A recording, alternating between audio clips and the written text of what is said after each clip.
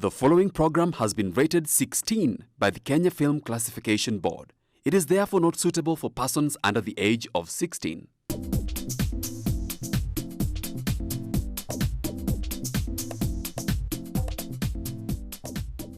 Hello viewer, welcome to our today's episode on Chungu cha Jamii with me, Kate Waliaro. As usual, Chungu cha Jamii prepares us for life, gives us wisdom, prepares us in short, and gives us the wisdom that we need to do life. Now today we are talking about our preparedness for the junior high school and the uptake, the double intake that will be there in January 2023. And I know a lot of people are wondering, what is this junior high school? Well, that's why we are here. And as usual, I'm not alone. I'm with a very sharp gentleman who's been here before. And you can join us in the conversation on our SMS line 21144 and in all our social media handles at GBS TV Africa. So welcome, let's do this. So my dear friend, all right, you're most welcome today. Thank you. Please do introduce yourself to our viewer. Yes, good. How are you? I hope you're well. My name is Moses Kimani. I'm a teacher. I've been contributing on matters education and helping parents and all the other education stakeholders to delve into this highly politicized curriculum and just try and understand what is it about, where are we, and where are we going with this curriculum. Yes. Thank you very much for coming. Thank you. And I know a lot of parents, they are still confused about CBC, first of all. And even now that we are talking about junior high school, someone is wondering, what is that? Is that even in our curriculum? We know that from the movies that we watch, and we know there is a junior high school somewhere, but it's here with us.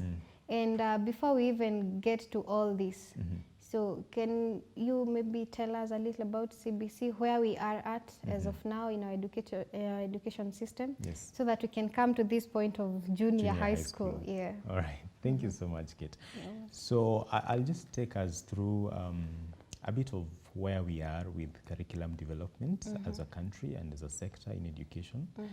I'll start us off from the very first curriculum that was called 7423. I think you might have heard of people in the older ages, not ages really, but people of before, who did Form 6. I think you've heard of Form 6. Yeah. So there was a curriculum called 7423. And that was the curriculum that was initiated and run at the very inception of our nation.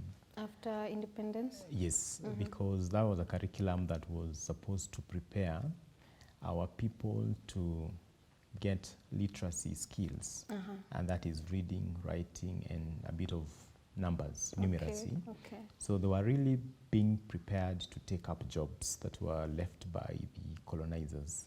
So you see, the objective of that curriculum was to help, not to help, but to equip people with skills to take up jobs that were there. And that curriculum ran up to about 1985. It is in 1985 that there was a realization that, by the way, the jobs are no longer there.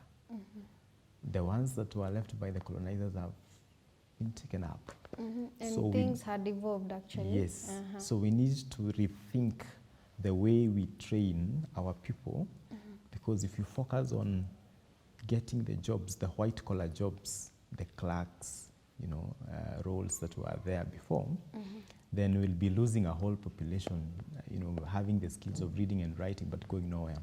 So there was need to come up with a different curriculum. So that is to say that that system was sort of very narrow? Yes. Because it was focusing on clerks, teachers. Yes, exactly. So they were only teaching, training with literacy skills. Yeah. And in 1985, then there was need to do a total overhaul of the curriculum. And I want to give you a term that we use. We call it reform. You reform, and to reform, and I want you to get that word very well, because I'll give you another one. To reform means to overhaul the curriculum in terms of content, structure, schedules, everything. Meaning changes changing every everything. single thing. Yes.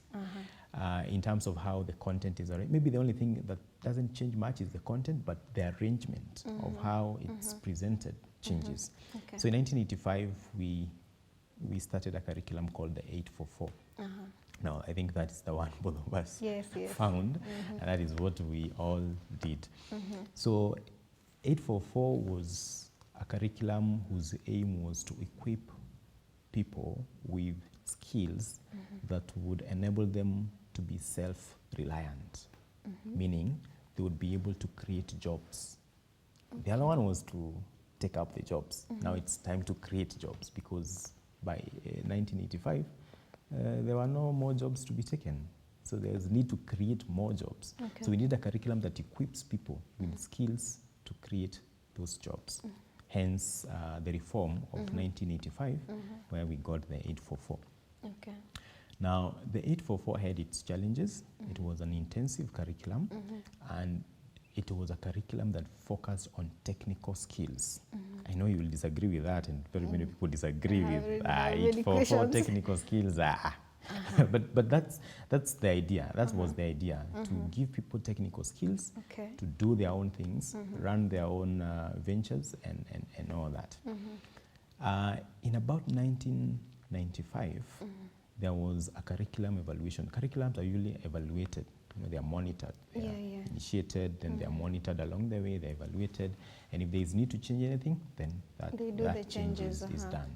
So 1985, there was an evaluation of the curriculum, which pointed us to issues within the 844, and a report written in 1999. Evaluation 1995, 1999, there was a report, and that report pointed out those specific areas. And one of the major issue of the 844 was that the curriculum was too overloaded.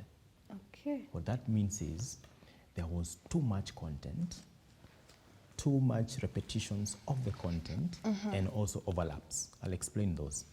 By content, we mean, for example, you might have heard this, those in primary were doing 7 subjects. Yeah. 7 subjects. Yes, yes. There was, of course, the normal subjects that we know. They were doing GHC as a single subject. Then there were home science, agriculture, woodwork. There was arts and craft, music. Yes, yes. So there was too much content, too many subjects. And that was giving teachers and children a whole lot of work, and to an extent that the objectives of learning are not met. Because if you have all this content to cover, then it becomes a problem. You can finish syllabus. It's not motivating also.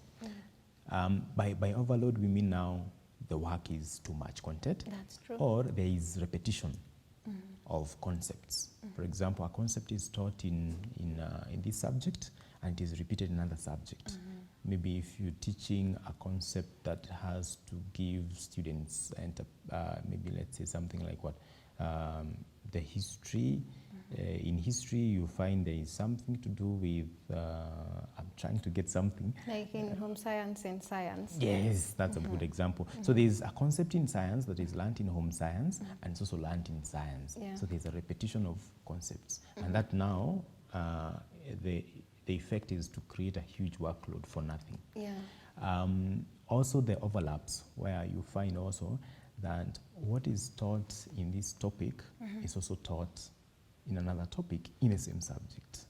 You know, there's a skill taught by this topic, and then it's taught again by another topic. Now all this is too much. Okay. So there was need to do a review. That's the second term I told you I'll give you. Yeah, Now to review is to evaluate the curriculum and point out the issues and just change those issues without necessarily changing the whole structure. Okay. And by structure, I mean the arrangement of, let's say, 844. So we didn't have to change that. Yeah. So in 202, 1999, there was the report. In 202, there was the review. Another review. No, the first one was a reform, 1985. You've talked of 1995 being... 1985 was a reform, overhaul of the whole curriculum. Okay. 95, evaluation. Oh, okay. Okay. 99, a report. 202, review. change a few things. One of the things that was changed was on the number of subjects. So we now moved from, in primary, 7 subjects to 6 subjects, and some subjects were compressed together. Like you give an example, home science and agriculture were put together under science, became one subject, okay?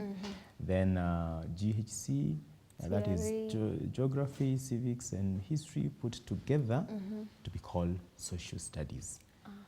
Part of business, that is part of entrepreneurship, was also involved in the social studies. Then you have arts, craft, music were put together as creative, they are called creative what? Creative arts, I think. Now, what happened is this. The technical part of the curriculum was relegated to non-examinable subjects, like the creative arts. It's not examinable at the national level. What does that tell the teachers? They're not likely to teach something that's not examinable. Exactly. So the technicals were to be taught, but not examined. So it is obvious, because of issues of meager resources, some schools are going to focus on what will give results. Exactly, because it will be more of a waste of time. Yes, they probably, no, it's not a waste of time, but as a school, if you are constrained by resources, you might actually think, no, let me focus or channel my resources into what will give actual results that people can actually use to gauge us. So certain subjects like now creative arts sort of no one taught and disappeared. That's when the curriculum, in my view, got diluted, the 844. So when I said it was supposed to teach technical skills, I meant at the beginning it was supposed to teach technical skills, but after the review, it got diluted. Because now it could not be examined in any way? The technicals were not examined. They disappeared like that? Yes. So more of work and effort was put on learning with a focus to the national exam. That is what we call in education sectors, we call it rote learning. Learning to do an exam, just learning, reading, and just reading to do an exam without necessarily gaining any skill. Now, 844 in 2009, 202 review, 2009, there was another evaluation of the curriculum, and the evaluation in 2009 identified the shortcomings of the 844 now that it's been diluted in 202 without knowing, because the review was intentioned. They lost focus of their goal at first. Yes. Yeah.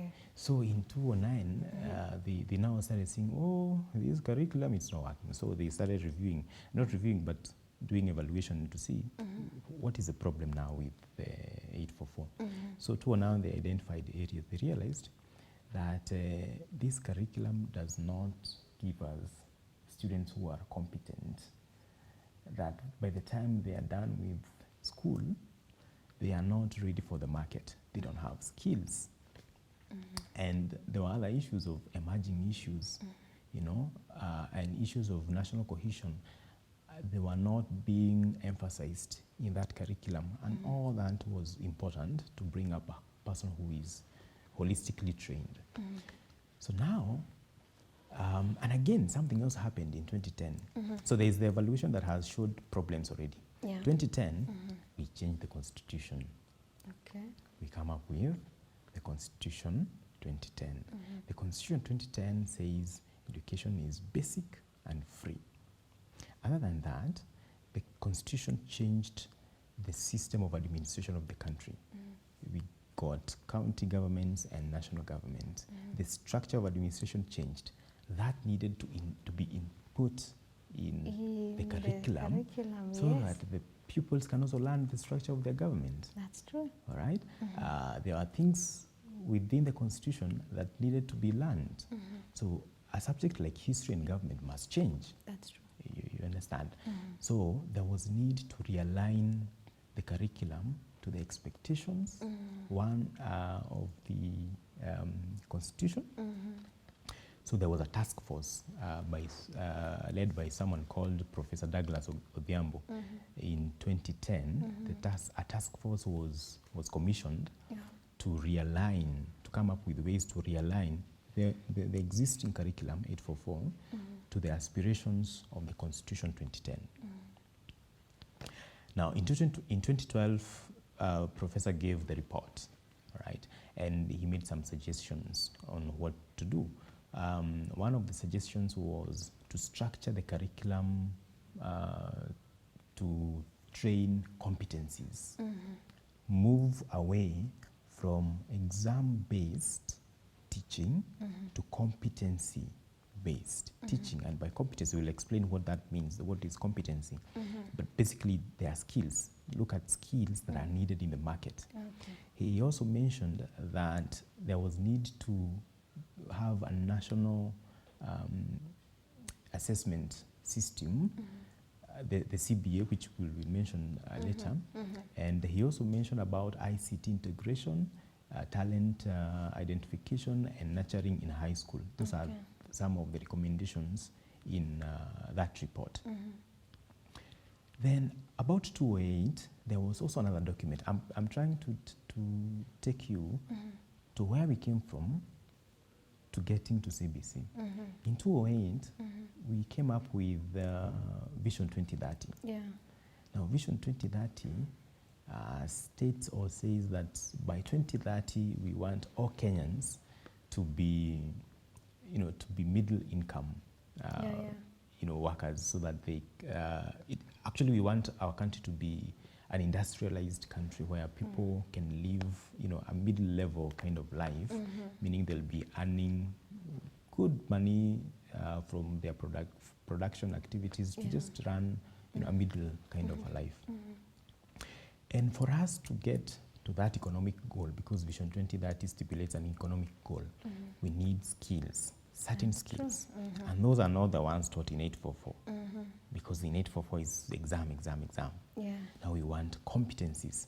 So now I've shown you there is the Constitution, and there is Professor Douglas' reports, and there is now the Vision 2030. They all lead us towards one thing, training for skills, That's true. training for competencies. Now there was need to actually reform the curriculum.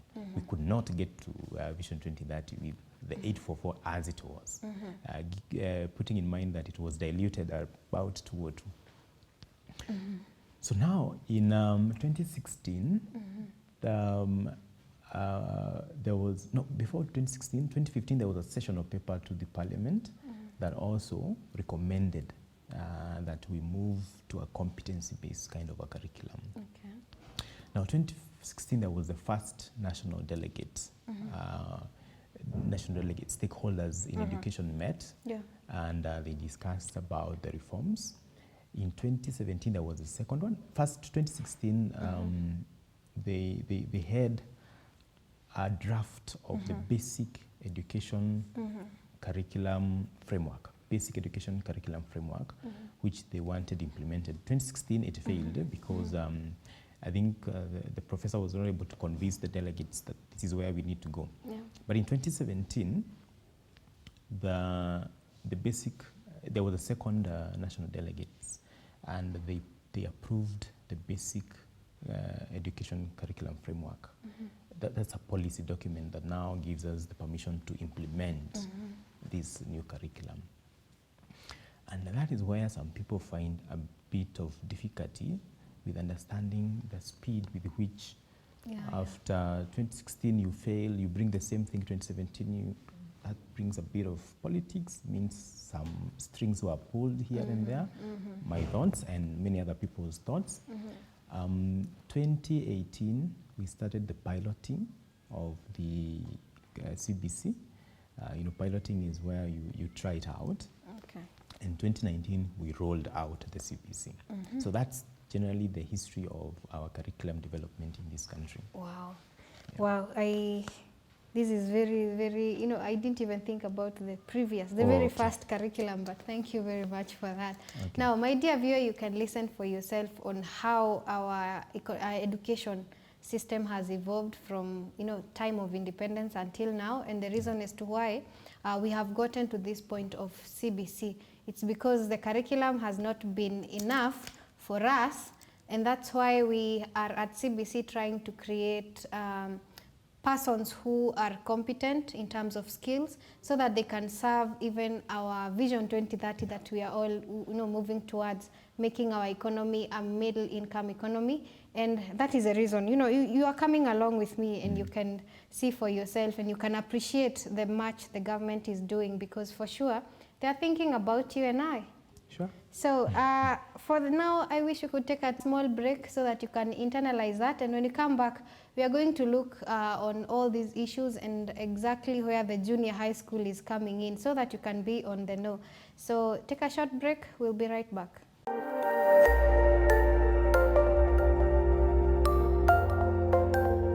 Everywhere, GBS.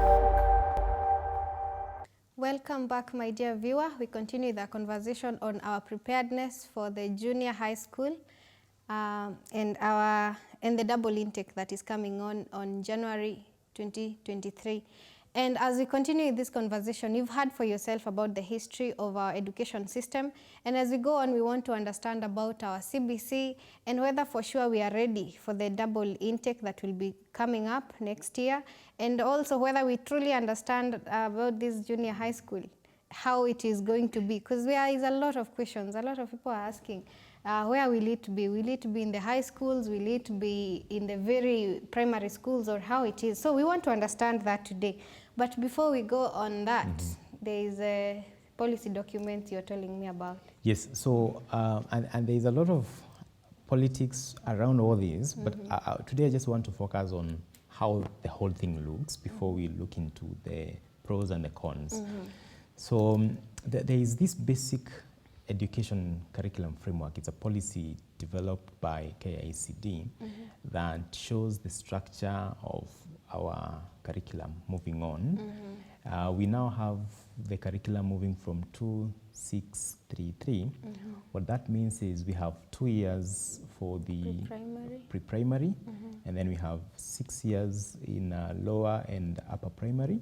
That is 3 lower primary, 3 upper primary.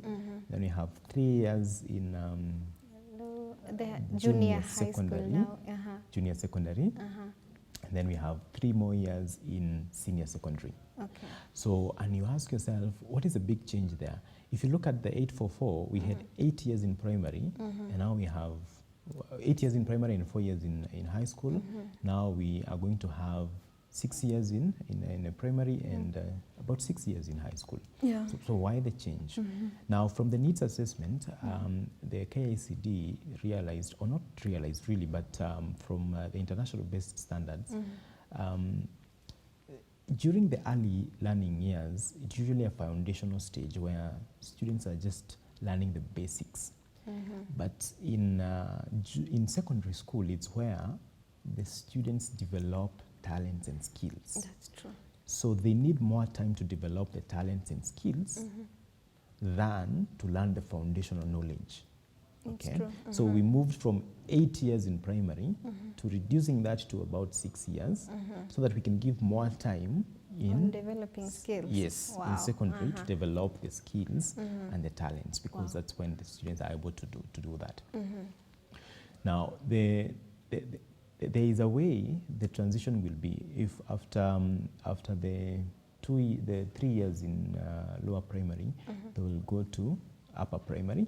Upper primary is also a foundational area. They learn the foundational skills. Junior secondary is more like a transition because they are transiting to very serious area.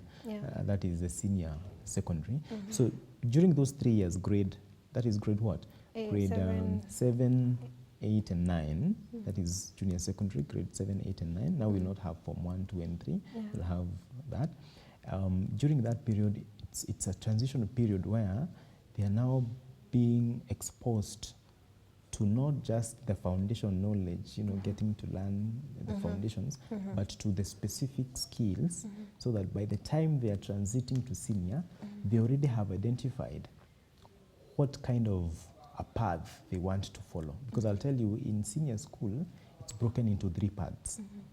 There are those schools in senior that will be focusing on sports and creatives sports and creatives. So these are arts. schools. That's a school. Wow. Okay. Nothing else. No, no much of mathematics and those things. I think love this. they will be there, but they will be Minimal. They will be minimal, so that more focus is given on those specific skills. Okay. There's also another learning path within the senior school, which is on social sciences and humanities and languages too. That's a school of social science, humanities, and languages. That's a path. And there's another path, that path which is STEM, science, technology, and engineering. Those and all the other sciences. Yeah, mathematics is also part of that. So we have like 3 learning paths. Okay. So a student from a junior secondary will decide, oh, I've noticed I'm very good in sports. Sports path. Someone will notice, no, I think I can make a good lawyer. I need a bit of good English and a bit of history and government and humanities. I follow the social science route. There's a school for that, designated. Designated. So there will be designated schools for, this one will be known as a school for science, mathematics and engineering and technology science. Another school will be known for social sciences. Another school will be known for sports and creatives. You understand? So the junior is the place where they get to learn, to really interrogate themselves and know, after these 3 years, which path am I going? Now, after the senior school, the student is ready for 2 things, higher education or for life. So they don't have to like join tertiary institutions. The assumption is that the basic education should be good enough to produce a student who has skills to run their own ventures. Wow. All right?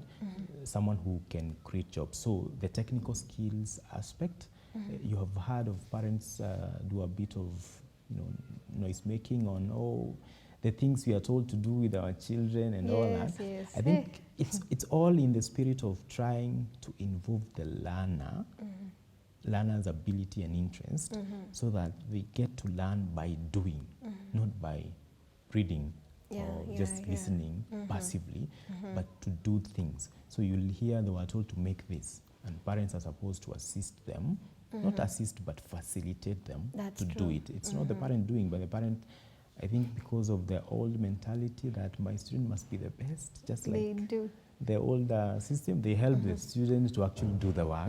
And I think it's also good because it helps arouse interest in children, and by the time they get to this junior high school, they will realize this is what my interests are. Exactly. So the training has moved from knowledge-based to competency-based. And I said I would say what competency is.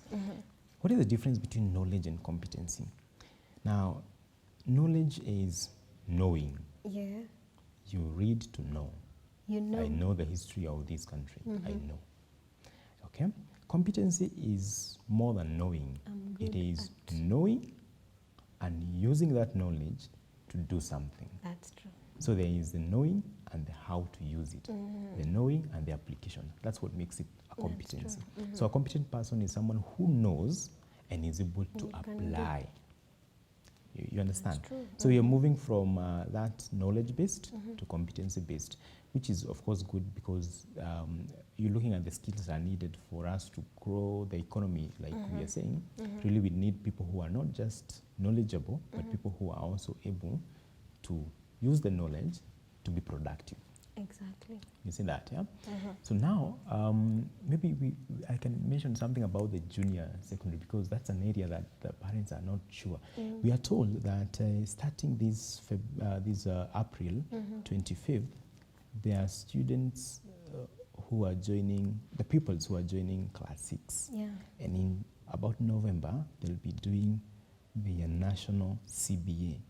What does that mean? National CBA. National CBA meaning National Curriculum-Based Assessment. So that will be their main exam. That is the main exam. Relating to KCPE. Yes, it's probably, I could say it's their KCPE. But remember, there are also students who have joined class 8. At the same time. Yes, so they'll also be doing their KCPE as these others are doing, their national CBA. So you will expect in January then we'll have double intake. That's true. There are those who have done KCPE and there are those who have done national CBA. Now what is this national CBA? This is a national exam that is testing based on competency, testing the competencies, how competent is the child in class 6, as early as class 6. And that exam is not likely to be, it's not going to be like the KCPE. You see how we go around and celebrating that my child had 450, 430, 400, 300. No, we will not have that. Because even the assessment has changed. The CBA is assessed this way. The students who are joining class 6 have already been assessed, I think, 2 times out of 20.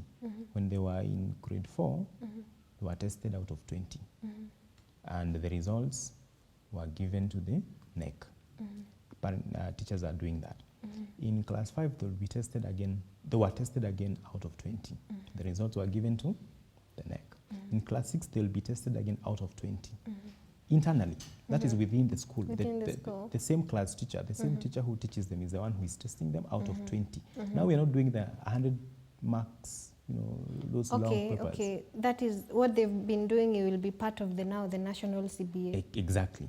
So what I'm driving you to is after these 3 out of 20 makes it out of 60, the national CBA that is now taken nationally and conducted by the NEC. Realize that the other 3 were conducted by the teachers in school. Yes. Right? That it will be out of 40. The one conducted nationally will be out of 40. So 40 plus 60 makes it 100 now. All right. So you realize that we are not focusing on the final result, but the process of how we get there. Because in grade 4, tested grade 5, tested grade 6, tested, all that cumulatively makes the grade of the student. And how will they be graded? We will not have marks. We will have this kind of grading. There are those students who will be graded, they will be graded approaching expectation. There are those who will meet expectation. There are those who will exceed expectation. They're supposed to be 4. Below there are those who are not below, they're saying barely. We're avoiding that wrong qualification. We say barely meeting expectation, then approaching expectation, meeting expectation, then exceeding expectation. Okay, so there'll be those 4. So your child will only be in any of those, just like we do it in the university. You have pass, you have lower, second lower, then second upper, then first class. So our students will also be graded the same way. So this thing about 11,000 students had 400, that thing will not be there. So you are actually going to have more students within the first category of exceeding expectation. A huge number again, meeting expectation, approaching, barely meeting expectation. All this, it removes the focus from the few who do well academically. It now focuses on everybody. Okay. And then the question is, now they have been graded that way, how do they decide who goes where? In terms of, you see now with 400, you can say 400 will go to nationals. Yeah. 250 will go to sub-county schools. How about now this one where you have meeting expectations, barely meeting, all those things? So now what will happen, in junior secondary we don't have nationals, we don't have county schools. So anyone can go anywhere? Now, the junior secondary is structured such that, first, it shouldn't be very far from home. These are kids, like you said, about 10 or so. So they're not supposed to go very far from the parental, parental care and all that. Yeah. So the junior secondary are structured according to the policy documents. That's what it's intended. It may not happen, but at least that's what is intended. They should be within 3 kilometers, maximum of 3 kilometers from home. So what does that mean? The junior secondary will be hosted by that high school that is within your locality. Okay. So it is not that huyo amemaliza class 6 amepata exceeding expectation alliance Mastarehe hakuna kitu kama hiyo. So they just go to the schools within about 3 kilometers, and they are expected to be day schools, not boarding schools, because again these are very young. That one is very welcome. Yeah, they're also very young children. That's true. So they expect to be in day schools. Junior secondary will be a day school. Yeah. Apart from, the policy says, apart from those students who are in semi-arid areas where the family is even probably nomadic, so they move, there is not even a school around, so it becomes very difficult to have a school within 3 or 4 kilometers. Yeah. Under such circumstances, you can have the junior secondary being a boarding school. So you realize that now the placement to junior secondary from grade 6 will not be that of, placing them in national schools. And no, we will not have that. It will be within their locality. Okay. It is now from the junior secondary that when the student has decided on the path that they will go to designated schools, now those schools will be in different counties. Okay. Yeah, you might find that in a county, I'm not saying this is what is in the documents. In a county, there is a school A designated for sciences, a school B. So a student within that county can join the school designated for sciences or for sports or for social sciences. Wow. Yeah. Wow. Now I get clarity about the junior high school. Yes. Because I was worried about these very young kids. Yes. And going all over the place. Yes. Before that, I wanted to also mention, because there is this question on which is that school that is around there and how many will fit there. So the government has a policy on shared spaces, whereby the bigger primary school within that locality can also host the junior secondary. Okay, hold that thought. Yes.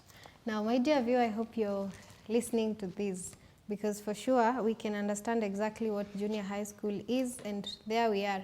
We understand perfectly, and we know about even the high school, how it's going to go, about the 3 streams of education. Pathways. Yeah.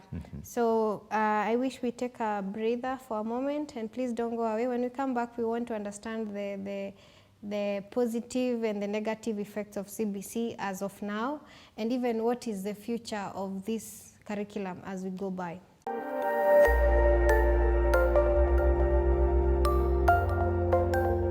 Everywhere, GBS. Welcome back, my viewer. As we continue this conversation, make sure you join in on our SMS line 21144 and in all our social media handles at GBS TV Africa, because for sure we want to understand what is this CBC and where is it taking us. We want to understand our future and the future of our children, and so far we are on that way. So far, at least there is some clarity. We can see CBC is here, and it's here to help us because we want to be better than we have been. We want our children coming out of school being able to stand on themselves, being able to be able to, sell their skills and make something out of themselves, young as they are from senior high school. So as we go on, Bwana Moses, we want to understand, because already there is a lot on the positive effects and the negative effects. Yeah. And now there's that bit where people are not clear about where do students go? Do they go to high school? Because I can't imagine mixing my 10-year-old with an 18-year-old, and you can see how the society is. It's quite toxic. Yes. So I hope they are also thinking about all these things as they lay plans in place. Yes. All right. For the transition, and especially because it's within about 6 months or so, there are those that they'll have to mix up at some point, because there are those bigger schools who have students in even Form 4, but they still host junior secondary. Like in the private school that I am, I just heard the other day, they're preparing schedules to host junior already. As we make the timetable for this term, we're also thinking on, do we have spaces for next year junior secondary? Wow. So it's not like something that is not happening. It's actually there now, and that is a high school. That is a high school, and it's a private high school. So they have already started to lay down structures to receive the CBC students in high school. So meaning they will not just be in those local primary schools or local high schools, some parents may even opt for private schools. That's true. Because there's this thing about the junior secondary not being private, not private, being boarding. Yeah, yeah. But you see, some parents really want a boarding for their children. Some parents even take their children for boarding even at grade 1, 2, 3. That's so true. they wouldn't mind to have a junior secondary that's boarding. That's so true. what does that mean? That means the private schools might get some advantage there because they are going to do the junior secondary, even in boarding as the parent wish, because it's a private institution. Yeah. All right. So mixing up might be there at some point, but don't be worried. There must be structures to ensure that they are not bullied or something of that sort. And I want to steer away from politics because in other shows we can really discuss on the issues of politics. But I want first for us to understand the whole structure, how it looks, before we delve into what is this that is making people to have a lot of issues with the whole curriculum. I want first to start with mentioning the good thing about CBC. I think one of the wins of CBC is how it's going to focus the attention more on learning than on exams. Yeah. Like I told you, when we do our national exam, we are not likely now to see students, some being said this is Kenya 1, and you wonder where are the other 1 million students, and some feeling like they didn't do their best. The system have rejected Yeah, them they get rejected. Some nowadays I haven't heard of those very bad cases of students even committing suicide, but there were sometimes back, and that was really painful. So with the CPC, you're not going to see that attention too much on the exam, but on the learning process, which is a good thing. Yeah. The other thing is on the skills that we are going to get. I believe the aim to train on skills that are useful in the market is a good aim, and the CBC, as if it's implemented as it should be implemented, then we are likely to find that our graduates are able to be self-reliant, take up jobs if they are there, or create more if there is need to create those jobs, and maybe become more productive, and that's how we will be able to move towards the Vision 2030. So those are some of the wins of the CBC. But there are problems also, and one of the greatest problems I'm seeing is the resources, issues to do with resources. We are told, I think 8 billion was provided to build 10,000 classes, and the question is, are 10,000 classes enough to host junior secondary? We are talking about 1.3 pupils transiting from upper primary to junior secondary. From such a pedagogy to that of where the student is involved in terms of doing its experiment, from experiment. I don't know how to put that. The students are supposed to experience, they're supposed to experiment. You know? So the student here is the focus. The focus is actually on the student. But the teachers we have, well trained, but trained for a different system. different course. You understand? Yeah. So they need that shift, and that can only be achieved through further training. And the government says that they are training 60,000 teachers as from 25th this month. And I'm asking myself, and those are the ones that are supposed to take up the junior. So another set, not the ones who are there. Yes, another set, another extra. Okay. But now I'm thinking, really, is there enough time to really train them well? Will they be fully prepared? And we even have shortages of teachers. I mean, what I want to say is this, that even with 844, we had enough problems. Now you can imagine changing the curriculum, we create even more problems. And that's where the politics are. People start to see, no, the right process is not followed, and someone is probably benefiting from this change of curriculum because someone might have seen it this way. Let's resource the 844 so that it runs well. when everything is good in terms of infrastructure, the teacher, we have enough, then we can now transit easily. But now transiting, when you already have issues of resources, to a new curriculum that's heavy, it is financially intensive, needs a lot of money, becomes politicized a lot, because people are already seeing loopholes, gaps, and now they're seeing processes. And someone can question the viability of yes, this whole and thing. the speed at which the reform is done. Because, and I said this in another show, I said our government had huge agendas this last term. We were doing the big four agendas. If you look at the big four agenda, those are huge ones. Housing, there was something on manufacturing, food security. Those are huge issues. And we want to do the four of them within the 5 years. Other than that, we are reforming a curriculum from this. And this is very delicate. This is delicate because if you look at the budget, the curriculum carries a huge percent of the budget. Not curriculum, the education sector as a whole. Now, when you're reforming the sector, really, you are dealing with almost 30% of your resources. So if you're not careful, you're going to mess. So here you have the big four agenda, you're doing curriculum reform in the 5 years, and you're also fighting corruption, another huge agenda. So that speed with which these things are done, and in my own evaluation, it's because some people are looking for a legacy within a very short time, then things fall apart. And that's why now we have these issues. Even petrol is becoming a problem, you see. So those are my views. I see like we were so much into looking for accomplishing, getting to the goal before even the process is properly the done. process is not right.